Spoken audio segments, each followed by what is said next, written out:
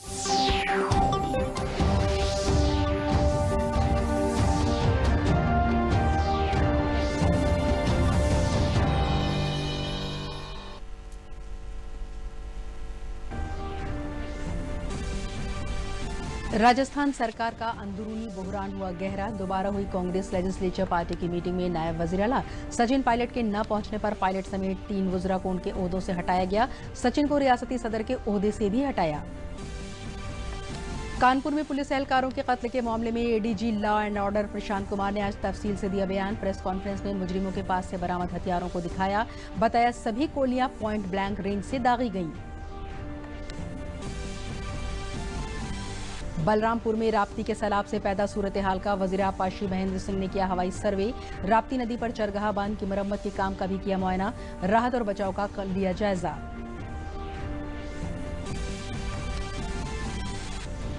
और मथुरा में वजीर तवानाई श्रीकांत शर्मा ने 83 करोड़ रुपए से ज्यादा के तरक्याती कामों का किया इफ्तिताह। कहा सयाहत के नजरिए से अहम मथुरा वृंदावन की तरक्की है सरकार की अव्वलीन तरजीह।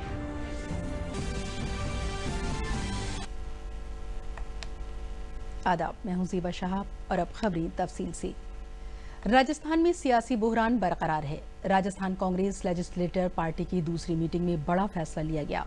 मीटिंग में शामिल न होने को लेकर कार्रवाई की तजवीज मंजूर की गई। कांग्रेस पार्टी ने बड़ा एक्शन लेते हुए सचिन पायलट को रियासती सदर और नायब वजीर आला के ओहदे से हटा दिया है। सचिन पायलट की जगह गोविंद सिंह डूडा सरकार को रियासती सदर बनाया गया है। सचिन पायलट समेत 3 वज़रा को हटाया गया। राजस्थान सरकार के फैसले से वजीर आला अशोक गहलोत ने गवर्नर कलराज मिश्र से मुलाकात करके मामले की मालूमात दी। दर्री असना सचिन पायलट ने कहा कि सच्चाई परेशान न हो सकती है लेकिन हार नहीं सकती।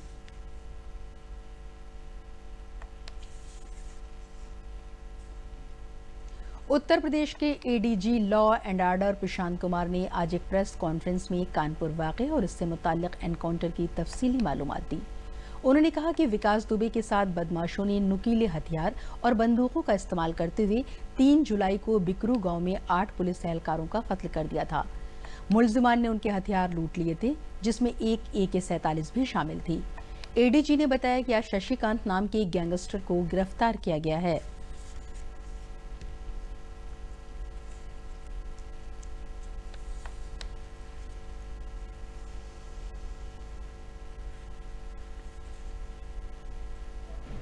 मुखबिर की सूचना पर वांछित अभियुक्त एवं 50,000 का इनामिया अभियुक्त शशिकांत रात्रि 2:50 बजे मेला तिराहा कस्बा चौबेपुर से गिरफ्तार किया गया। विकास दुबे के घर से AK-47 राइफल जो लूटी गई थी, मैं 17 कारतूस व शशिकांत के घर से इंसास राइफल और उसके 20 अदद कारतूस बरामद किया गया है, जिस संबंध में अब अग्रिम कार्रवाई नियमानुसार की जा रही है। बलरामपुर में अपने एक रोजा दौरे पर पहुंचे आपाशी वजीर महेंद्र सिंह ने हवाई सर्वे के जरिए जिले के सैलाब मुतासरा इलाकों तुलसीपुर, गैंसड़ी, पिचपुड़वा का मुआयना किया। इसके बाद जिले की तकरीबन आधी आबादी को बचाने वाले राप्ती नदी पर बने चरगाह पर बांध की मरम्मत के काम का मुआयना किया। उन्होंने सैलाब ब्लॉक अफसरों को जल्द से जल्द काम मुकम्मल करने की हिदायत दी। साथ ही डैम के रखरखाव का भी माकूल बंदोबस्त करने को कहा। आपाशी वजीर ने कहा कि गुज़िश्ता बारिश में ये इलाका कटान से बहुत मुतासर हुआ था। हमें खुशी है कि हम इस मरतबा इस इलाके को बचाने में कामयाब हुए हैं। उन्होंने कहा कि वज़ीर आला की हिदायत पर पूरी रियासत में जंगी पैमाने पर सैलाब बचाव काम चल रहा है और इस जिले के बहुत से गाँव को इस बांध की मरम्मत और तामीर से बचाने में हम लोग कामयाब हुए हैं। वज़ीर आपाशी के दौरे के मद्देनजर सभी मेंबरान असेंबली और जिला सतह के अफसरान मौजूद थे। अभी हमने बहराइच देखा है, श्रावस्ती पूरा देख करके आपके बलरामपुर में उपस्थित हूँ और मुझको ये कहते हुए खुशी हो रही कि यहाँ पर हम लोग जो बेलहा चरण गहिया बंधे पर हम लोग आप लोगों के साथ उपस्थित हैं और मुझको देख करके खुशी हो रही कि जो पिछली बार पूरा एरिया कटता चला जा रहा था, जिसमें सड़क भी बचा पाए हैं बेलहा और इसके लगे हुए सारे गाँव को बचा पाए हैं। लगभग 55-56 हज़ार पॉपुलेशन और इसके साथ बहुत सारे गांव उनको सबको सुरक्षित करने में कामयाबी हासिल हुई है। ये माननीय मुख्यमंत्री जी का मार्गदर्शन है, उनके नेतृत्व में ऐतिहासिक काम पूरे उत्तर प्रदेश में हुआ है।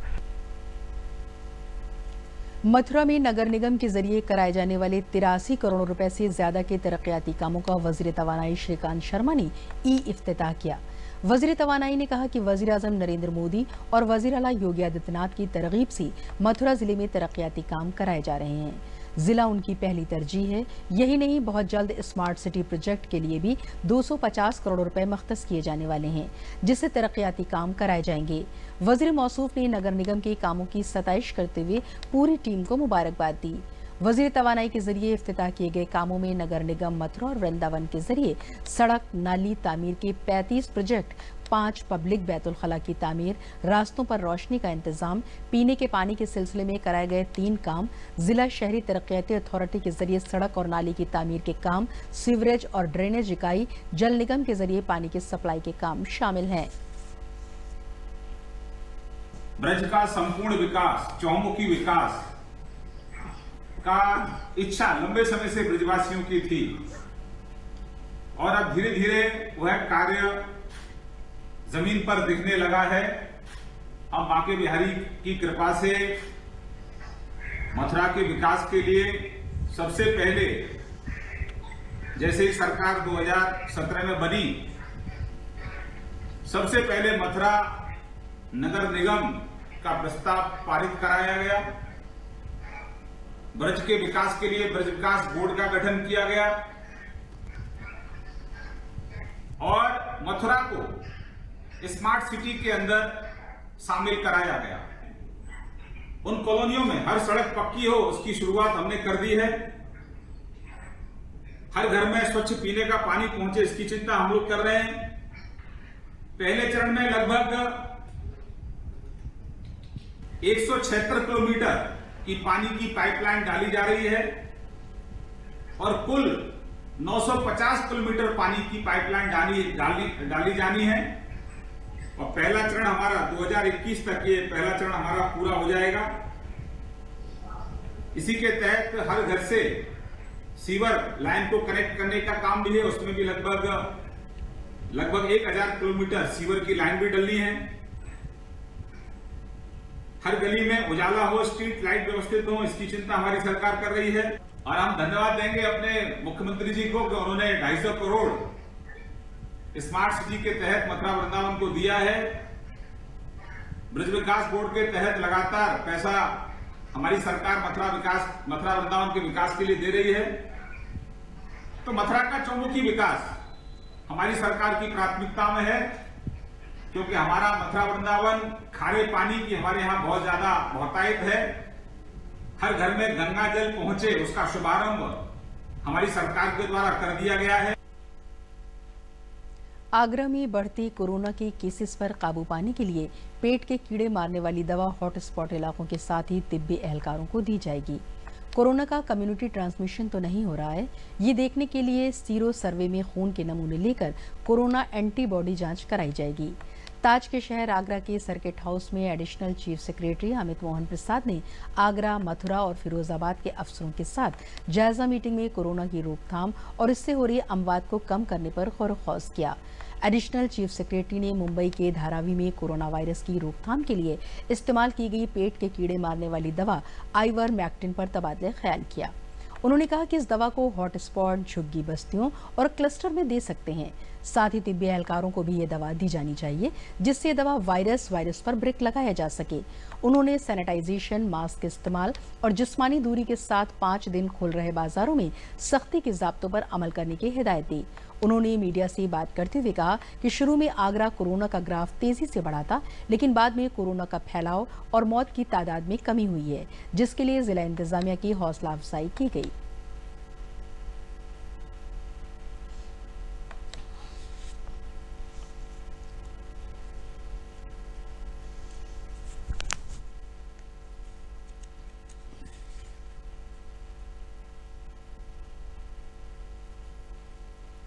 आगरा मंडल के 3 जिलों की बैठक थी है, आगरा, मथुरा और फिरोजाबाद। और ये हम लोगों ने देखा, जो अभी समीक्षा हुई, आयुक्त महोदय थे और कमिश्नर साहब थे, मेडिकल कॉलेज के प्रिंसिपल साहब थे, सब लोग थे, सीएमओस थे। तो इस समय ये देखने में आया कि शुरू में यहाँ केसेस ज़्यादा आ रहे थे, लेकिन बहुत ही इफ़ेक्टिव इन्होंने इसको कंट्रोल किया है और इस समय यहाँ केसेस पर बहुत अच्छा कंट्रोल है। तो उसकी हम लोग समीक्षा कर रहे थे। जो यहाँ थोड़ी बहुत कमियां थी वो भी बता दिया गया है और जो अच्छा काम किया उसके लिए इनको बधाई दी गई है। कोरोना वबा से ठीक होने वाले लोगों की तादाद भारत में मुसलसल बढ़ती जा रही है। मुल्क में लोगों के कोरोना से ठीक होने का रिकवरी रेट 63% हो गया है। मरकजी वजारत सेहत की जानिब से जारी ताज़ा आदादुश्शुमार के मुताबिक 5,71,459 लोग इस वायरस से अब तक सेहतयाब हो चुके हैं। फिलहाल मुल्क में 3,11,565 कोरोना के एक्टिव मामले हैं, जबकि 23,727 लोगों की इससे मौत हो चुकी है। मुल्क में गुज़िश्ता 24 घंटों में कुल 2,86,000 नमूनों की जांच हुई है।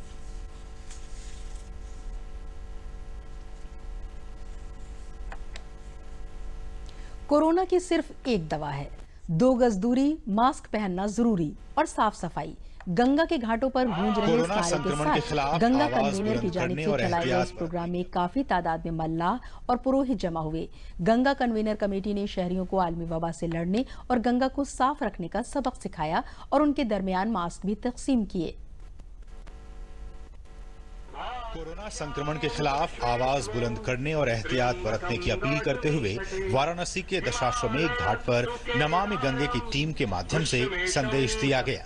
संदेश में घाट पर रहने वाले नाविकों और पुरोहितों को बताया गया कि इस महामारी की सिर्फ एक ही दवा है, 2 गज की दूरी, मास्क पहनना और साफ सफाई।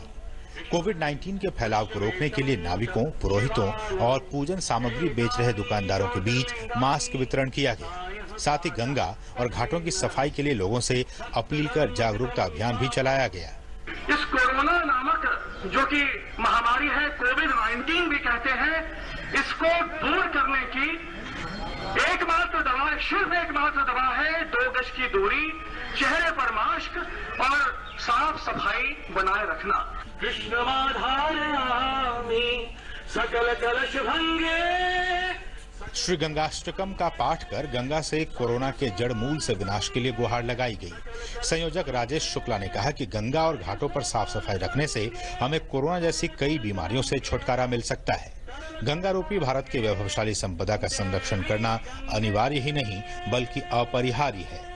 उन्होंने कहा कि राष्ट्र की उन्नति के लिए हमें कोरोना से बचकर अपने परिवार की सुरक्षा भी करनी है। सबसे यह निवेदन किया जाता है कि हमको अपनी सुरक्षा रखनी है, हमको अपने परिवार का ख्याल रखना है।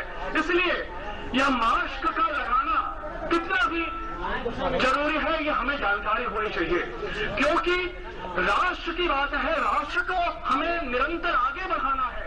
नमामि गंगे की टीम काफी समय से काशी के घाटों पर जागरूकता अभियान चला रही है। दल ने इस मुहिम में अब कोरोना को भी शामिल कर लिया है। दल का मानना है कि गंगा के घाटों से रोजी रोटी चला रहे नाविकों और पुरोहितों को जागरूक करना जरूरी है। यही नाविक और पुरोहित रोजाना यहाँ पहुँचने वाले श्रद्धालुओं को जागरूक करेंगे, तभी ये मिशन सफल होगा। धीरज कुमार की रिपोर्ट, डीडी न्यूज, वाराणसी।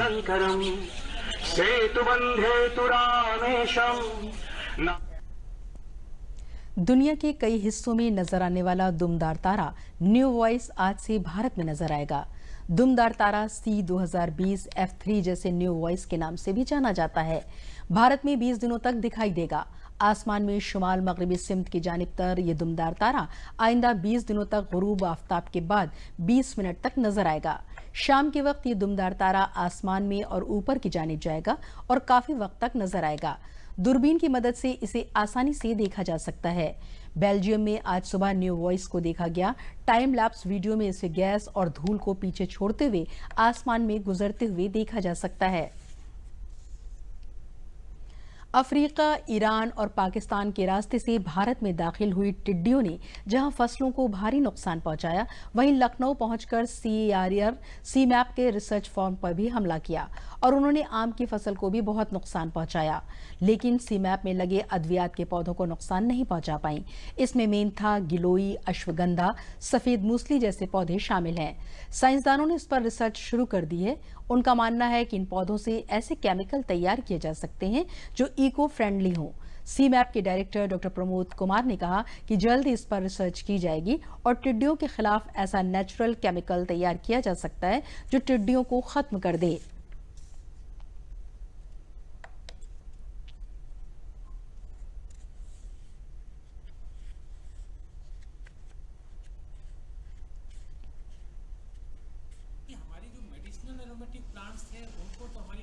बिल्कुल भी नुकसान नहीं पहुंचाया, लेकिन जो पारंपरिक फसलें थी उनको उन्होंने बहुत ही ज़्यादा नुकसान पहुंचाया था।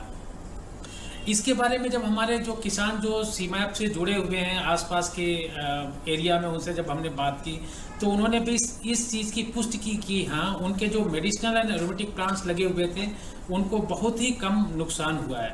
इससे हम लोगों ने ये निष्कर्ष निकाला कि शायद ये जो टिड्डियों का दल होता है ये मेडिसिनल एंड एरोमेटिक प्लांट को उतना नुकसान नहीं पहुंचाता है। शायद उसमें कुछ ऐसे गुण होंगे जिसपे हाँ हमें, क्योंकि ये जो टिड्डियों का अटैक हुआ था ये करीब 25-26 साल के बाद हुआ था, तो हमें इसमें ज़रूर कुछ ऐसी चीज़ है जिसपे हमें अनुसंधान करना चाहिए, कोई रिसर्च करनी चाहिए और ये पता लगाना चाहिए कि इसमें कौन सी ऐसी चीज़ें हो सकती हैं जो कि टिड्डियों या दूसरे हो सकता है कीड़ों के लिए भी नुकसान न पहुंचाने वाली क्षमता रखते हों। सीबीएसई 12वीं में लखनऊ की दिव्यांशी जैन ने 600 में से 600 नंबर हासिल किए हैं। दिव्यांशी जैन अब दिल्ली यूनिवर्सिटी से बीए ऑनर्स करना चाहती हैं। हाई स्कूल में दिव्यांशी को 97.6% नंबर मिले थे। दिव्यांशी ने कहा कि शुरू से ही तैयारी करनी चाहिए और इम्तिहानात का इंतजार नहीं करना चाहिए। दिव्यांशी के वालिदैन और टीचर्स ने कहा कि हमें उस पर फख्र है। लखनऊ के आरएलबी की तालिबा श्रेया श्रीवास्तव ने 97.8% और आस्था त्रिपाठी और समीर ने 97.4% नंबर हासिल किए हैं। बुंदेलखंड के जिला हमीरपुर में महकमा सेहत ने आंगनबाड़ी, आशा और एनएम के ताउन से 348 टीमों की तश्कील करके सरकार की मंशा के मुताबिक कोरोना से मुतासरा लोगों को ढूंढने के लिए डोर टू डोर मुहिम चलाई है। महकमा सेहत की जानिब से ये काम देही और शहरी दोनों इलाकों में किया जा रहा है। इस काम का खास मकसद ऐसे लोगों के बारे में मालूमात जमा करना है जो कि मुतअद्दी अमराज या दीगर अमराज में मुब्तला है। पहले मरहले में उनकी जांच करके कोरोना से उनको महफूज करना है। अभी तक 1,79,084 घरों को हमीरपुर में निशानजद किया गया है। जिले में सर्वे टीम के मेंबरान को तरबियत के बाद डोर टू डोर सर्वे के लिए भेजा जाता है। सर्वे टीम के शहर के इंचार्ज राजेंद्र कुमार बताते हैं कि हम रोजाना 150 घरों का सर्वे करा लेते हैं। एक शहरी ने बताया कि इस बेदारी प्रोग्राम से हम कोरोना जैसी आलमी वबा से जंग जीत सकेंगे। संचारी रोग अभियान चलाया जा रहा है, जिसमें विशेष रूप से कोविड संबंधित जानकारी और कोविड से बचने के उपाय और कोविड के लक्षण युक्त मरीजों का चिन्हीकरण घर घर टीमें जाके कर रही हैं।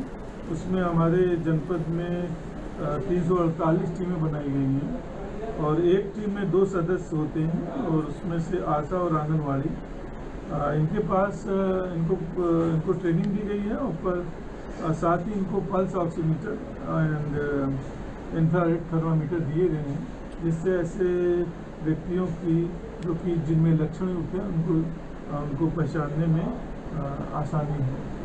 पूरे शहर के अंदर कुल 15 टीमों का गठन किया गया है। इसमें 2 सदस्य शामिल किए गए, जिसमें आंगनवाड़ी और हमारे एनएम के सहयोग से टीमें बनाई गई है, जो प्रतिदिन लगभग 150 घरों को विजिट कर रही हैं। उसमें सारे घर के मेंबरों का सर्वे करके चिन्हित कर रही हैं। जो लंबी बीमारी की अवधि के पेशेंट है, जैसे ब्लड प्रेशर है, शुगर है, गुर्दे की बीमारी, हार्ट है, कैंसर है, उनको चिन्हित करके सूचीकरण किया जा रहा है। और साथ साथ जो भी इससे कोरोना संबंधी जो लक्षण वाले व्यक्ति हैं, बुखार आना, खांसी आना, सांस लेने में तकलीफ, उनकी चिन्हीकरण करके उनको जांच के लिए जिला अस्पताल को रेफर किया जाता है। हमारे यहाँ किसी को कोई बीमारी नहीं है, जांच तो नहीं है, किसी को कोई बीमारी नहीं। पूरे घर की केवल सर्वे की गई है। पूरे घर की सर्वे नहीं, किसी को कोई बीमारी नहीं। बाराबंकी में गुरजीत, बॉम्बे ग्रीन, दशहरी, लंगड़ा, चौसा और लखनऊ सफेदा, सुरखाब, हुस्नारा, कपूरी, गुलाब खास, आम्रपाली, याकूती जैसी और भी आम की नस्लें उगाई जाती हैं। यहाँ का दशहरी आम बहुत ही जायकेदार होता है।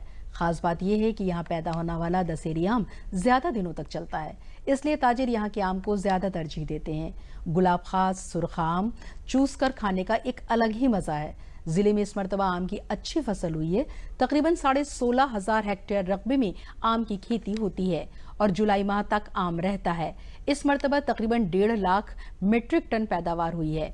लखनऊ, गोंडा, बहराइच, फैजाबाद और गोरखपुर जैसी मंडियों में आम फरोख्त किया जाता है। जिले में आम का कारोबार करने वाले मोहम्मद आरिफ ने बताया कि बाराबंकी में आमों की किस्में ज्यादा हैं। हम लोग मलिहाबाद के आमों को भी टक्कर दे रहे हैं। आम की जो वैरायटी यहाँ मिलेगी वो कहीं नहीं मिलेगी। इस वक्त हम लोग थाईलैंड की कुछ वारंटी भी तैयार कर रहे हैं। पुश्तैनी चलता आ रहा है बाग का काम करते हुए और हम लोगों को बहुत अच्छा लगता है काम करने में। और ये जो बाग लिए हैं इसमें लगभग 1400-1500 पेड़ी हैं। इस बाग में 1400-1500 पेड़ी हैं जिसमें लगभग 30-35 वैरायटी यहाँ पर आम हैं, जैसे कि दशहरी है, चौसा है, लंगड़ा है, उसनाहरा है, मालदा है, गुलाब खास है, उसनाहरा है, राटोल है, गिलास है और अन्य प्रकार के जैसे इसमें आम हैं जो कि हमको भी याद नहीं इसमें कितने आम हैं। और जो है हमको इसमें बहुत अच्छा लगता है यहाँ पर सींचते रहना और बाग देखते रहना, पेड़ों को देखते रहना, सब बढ़िया देखभाल करने में हमको बहुत अच्छा लगता है। हमारा सारा समय इसमें व्यस्त हो जाता है, अच्छा लगता है, जो कि हम लोगों को हर साल काम करने में कभी लॉस नहीं हुआ था, मुनाफा हो रहा है, लेकिन अब की बार लॉस भी नहीं होगा। और जो कि हमारे वहाँ जैसे कि आम आपको खाने को मिल जाएंगे वो शायद मलिहाबाद में नहीं मिले, जो कि हम लोग भी मलिहाबाद से टक्कर दे रहे हैं, क्योंकि मलिहाबाद लखनऊ के पास में पड़ रहा है तो इसलिए वहाँ पर लोग चले जाते हैं और हम लोग जो है हम इधर थोड़ा दूर पड़ जाते हैं। लेकिन हम चाहते हैं कि वहाँ के बाहर के भी आदमी आइए और हमारी बाग में भी इधर आम खा कर देखें। जो वैरायटी आपको यहाँ मिलेगी आपको वो वैरायटी वहाँ नहीं मिलेगी। बनारसी लंगड़ा, बम्बैया है, सफ़ेदा है, हजरी है, यही सब हैं जिसमें हम लोगों का ये शौक़ ही रहा है आम का सीज़न में काम करने का ही। और हम लोगों का शौक़ ये भी है पर्यावरण पे भी, जैसे पेड़ वगैरह लोग लगाते हैं वैसे हम लोगों का भी शौक़ है कि हम लोग पेड़ लगाते हैं। हम लोगों के गांव में भी खेत हैं जहाँ पर हम लोग पेड़ वगैरह बहुत सारे लगाए हैं आम के। इससे आम का फ़ायदा भी होता है, लोग को फल भी मिलते रहते हैं खाने के लिए। यही सब कारोबार है जिनके ऊपर हम लोग काम करते हैं। और इस बार कोरोना की वजह से हम लोगों को आम में फ़ायदा बहुत कम हो पाएगा। इसकी वजह से चलो कोई बात नहीं, ये तो ऊपर वाले की बात है। अब इस बार नहीं तो अगली बार हम लोगों को फ़ायदा उम्मीद यही रखेंगे।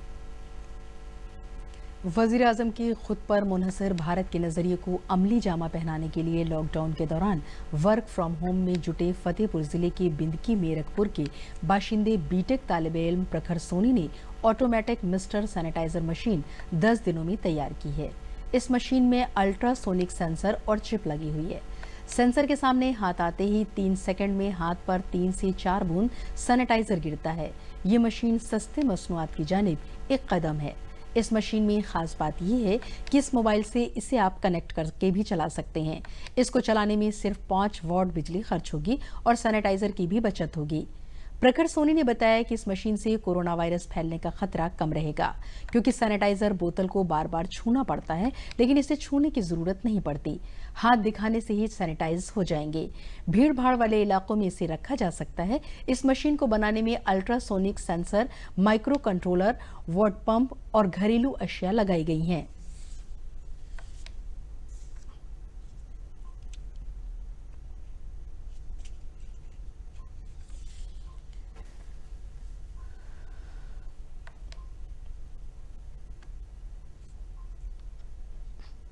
मैंने ये सैनिटाइजर मशीन मतलब इसलिए बनाई है क्योंकि इससे हमें टेस्ट ना करना पड़े और मतलब संक्रमण फैलने का कम चांसेस हो। और मतलब कि हम लोग भीड़ भाड़ की जगह में रख सकते हैं, जैसे बैंक में रख सकते हैं, सिनेमा हॉल में रख सकते हैं, पब्लिक प्लेस में रख सकते हैं। और ये कम पावर में चलती है, केवल 5 वोल्ट चाहिए होता है मिनिमम, तो इसे हम लोग बस में भी रख सकते हैं, मतलब अगर डी सप्लाई प्रोवाइड की जाए। और इससे हम संक्रमण इसलिए नहीं फैल सकता क्योंकि अगर बोतल होती तो उसे हम लोग बार बार छूते हैं, पर बोतल थोड़ी ना सैनिटाइज करते हैं। पर इसमें हम लोग को केवल हाथ दिखाने और हम लोग के हाथ अपने आप सैनिटाइज हो जाएंगे। और इसका मैं टाइम, गिरने का टाइम और नेक्स्ट इनपुट लेने का टाइम वो चेंज भी कर सकते हो और उसमें OTG केबल लगा के लैपटॉप से। अब उसमें मैंने कोड डाला हुआ है, उसे चेंज हो जाएगा। इसमें एक वाटर पंप लगा हुआ है और अल्ट्रासोनिक सेंसर लगा हुआ है और एक माइक्रो कंट्रोलर लगा हुआ है। इसके सारे सामान की मैंने मंगाया है, ऑनलाइन मंगाया हुआ है। बहुत अच्छा फील कर रहे हैं हम, और मैं चाहता हूं कि जितने बच्चे हैं आज के नई युवा पीढ़ी है कुछ ना कुछ अच्छा नया करते रहे, और उनके गार्जियन को भी एक संदेश है कि अपने बच्चों को अच्छा सपोर्ट करते रहें।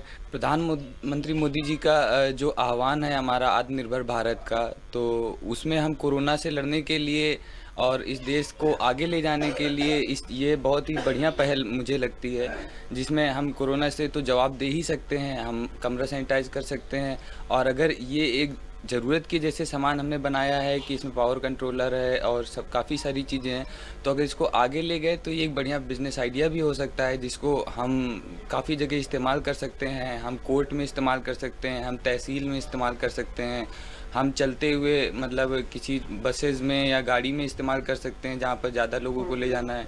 ट्रेन के डब्बे में इस्तेमाल कर सकते हैं कि एक कोच के बाहर लगा हुआ है तो यहाँ पर हम आ जाएं, जिससे सुरक्षा बनी रहेगी और हमारा देश मजबूत होगा, आत्मनिर्भर होगा। अलीगढ़ जिले में खत्म हुई नदियों के लिए ऑपरेशन प्रवाह नेमत साबित हुआ है। जिले की 5 खत्म हुई नदियों को दोबारा जिला बख्शी गई।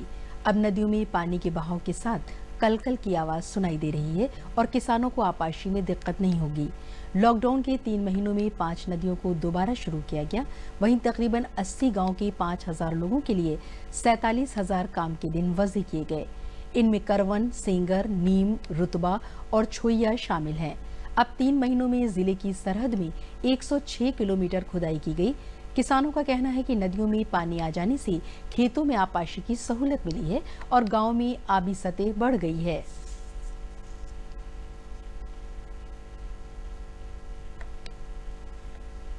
प्रवाह के अंतर्गत नदियों का जीर्णोद्धार का कार्य कराया गया है। मनरेगा योजना अंतर्गत कुल 5 नदियों का जीर्णोद्धार कराया गया है, जिसमें 80 ग्राम पंचायतों के 5000 श्रमिकों को, मनरेगा श्रमिकों को रोजगार भी उपलब्ध कराया गया है। वर्तमान में ये 5 नदियाँ प्रवाहमान भी हैं और किसान इससे सिंचाई का भी काम ले रहे हैं। कुल 106 किलोमीटर नदियों का खुदाई जीर्णोद्धार कराया गया। मेरा नाम जितेंद्र कुमार है, गांव कुसकिन का रहने वाला हूं। नदी की साफ़ सफाई होने से पहले खेतों को भरने में दिक्कत होती थी, और इस सफाई के होने के बाद मतलब भराई करने में सुविधा मिली है। गवर्नमेंट ने ये बहुत अच्छा किया है, इसलिए मैं गवर्नमेंट को धन्यवाद देना चाहता हूँ। ये हमारे गांव के पास से जो नदी जा रही है, ये पहले बंजर और सूखी सी पड़ी थी, इस पर बबूल थे काफ़ी, इससे हमें सिंचाई में परेशानी होती थी। पानी नहीं आ रहा तो हमारे खेत सूखे रहते थे, और आज हमारे खेतों को बहुत खुशहाली और हरियाली भी है, पानी की भराई भी हो रही है, हमें इससे कोई परेशानी नहीं है। और बहुत सरकार ने अच्छा किया है जो कि ये नदी सफाई कराई है।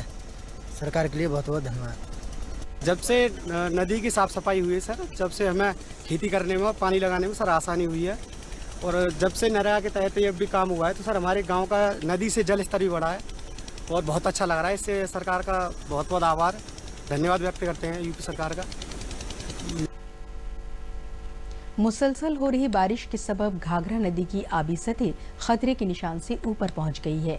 अम्बेडकर नगर जिले की टांडा और आलापुर तहसील इलाकों से होकर गुजरने वाली घाघरा नदी में सैलाब की वजह से नदी किनारे बसने वाली आबादी में सैलाब का खतरा पैदा हो गया है। इसके अलावा मांझा इलाके में कई गाँव में धान की फसल भी सैलाब की जद में आ गई है। सैलाब मुतासरा इलाके में लोग इंतजामिया से मदद मांग रहे हैं। वज़ीर आला की हिदायत पर अयोध्या मंतके के कमिश्नर MP अग्रवाल ने सफाई मुहिम और सैलाब की सूरत हाल का जायजा लिया। उन्होंने बताया कि सैलाब से निपटने के लिए सारे इंतजाम कर लिए गए हैं, किसी भी किस्म का जान, माल और मवेशियों का नुकसान नहीं होने दिया जाएगा।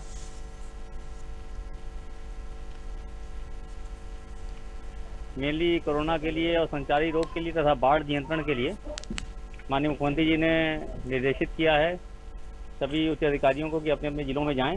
अम्बेडकर नगर जिला मुझे अलॉट किया गया, तो अभी हम आपके सामने टांडा देखते हुए आए हैं। टांडा में साफ़ सफाई की व्यवस्था की कमी पाई गई, तो EO को और SDM को निर्देशित किया गया है कि वो अच्छे से सफाई कराएं। और इतफाकगंज में भी वहाँ पे भी सफाई की व्यवस्था उतनी सुदृढ़ नहीं थी, छोटा वाला है, लेकिन फिर भी वहाँ पे भी सफाई की आवश्यकता थी। अभी आपके सामने उन्होंने बाढ़ का पॉइंट देखा है, यहाँ पे लगभग 10 गाँव बाढ़ से प्रभावित होते हैं। वैसी कोई मेजर समस्या नहीं। सभी को निर्देशित कर दिया गया है किसी प्रकार की जनहानि या पशुहानि नहीं होगी। मौका लगते ही और समय रहते ही उनको शिफ्ट कर दिया जाएगा तथा जो भी राहत की सामग्री है जैसे कि खाद्यान्न है वो सब उपलब्ध कराया जाएगा और किसी को कोई समस्या नहीं आनी। और आखिर में अहम खबरें एक बार फिर। राजस्थान सरकार का अंदरूनी बहरान हुआ गहरा। दोबारा हुई कांग्रेस लेजिस्लेचर पार्टी की मीटिंग में नायब वज़ीर-ए-आला सचिन पायलट के न पहुंचने पर पायलट समेत 3 वज़रा को उनके ओहदों से हटाया गया। सचिन को रियासती सदर के ओहदे से भी हटाया। कानपुर में पुलिस एहलकारों के कत्ल के मामले में ADG law and order Prashant Kumar ने आज तफसील से दिया बयान। प्रेस कॉन्फ्रेंस में मुजरिमों के पास से बरामद हथियारों को दिखाया। बताया सभी गोलियां पॉइंट ब्लैंक रेंज से दागी गई। बलरामपुर में राप्ती के सैलाब से पुआधा सूरत हाल का वजीर आबपाशी महेंद्र सिंह ने किया हवाई सर्वे। राप्ती नदी पर चरगाह बांध की मरम्मत के काम का भी किया मुआयना। राहत और बचाव का लिया जायजा। और मथुरा में वजीर तवानाई श्रीकांत शर्मा ने 83 करोड़ रुपए से ज्यादा के तरक्याती कामों का किया इफ्तिताह। का सयाहत के नजरिए से अहम मथुरा वृंदावन की तरक्की है सरकार की अव्वलीन तरजीह। इसी के साथ खबरों का ये बुलेटिन खत्म हुआ। इजाजत दीजिए। आदाब।